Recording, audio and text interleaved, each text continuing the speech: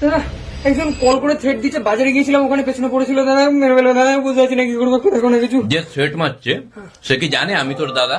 বলেছিস ওকে? না না দাদা বলিনি। ফোন লাগা। কোন নাম্বার থেকে আসছে ফোন লাগা এক্ষুনি। আচ্ছা বাট কল লাগিয়ে কি বলবো দাদা? আবার তোকে কল লাগাতে বলেছি, তুই কল লাগাবি? লাউড স্পিকারে দিয়ে আমি কথা বলবো? কে কত বড় ডন আমি দেখছি।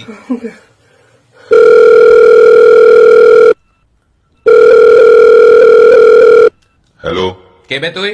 তুই কে বলছিস? সেটা আমি কে দুদিন পরে জানতে পারবি, আর এমন জানবি তারপর আর জানার ইচ্ছে থাকবে না। কে তুই? কে রে তুই? তুই জানিস আমি কে? তুই আমার ভাইকে থ্রেট মেরেছিলি? হ্যাঁ, কে তুই? রাজু মস্তানকে চিনিস?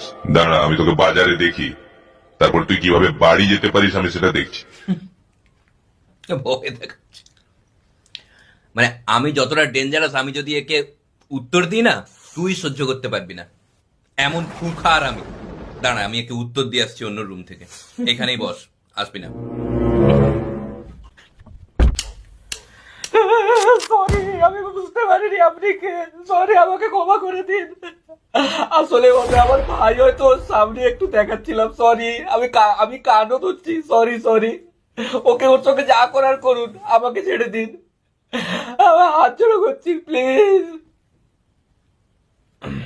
না না না, এখন কোনো কথা শুনবো না। এখন কিসের সরি?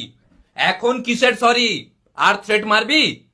আর থ্রেট মারবি? আর সাহস হবে থ্রেট মারার? ফোন কেটে দিয়েছে ভয়, এখন ফোন কাটছে। ফোন রাখ। এরপরে ও আর তোকে থ্রেট মারবে না, আর যদি মারে, যদি একবার থ্রেট মারে, অন্য কাউকে বলবি। হ্যাঁ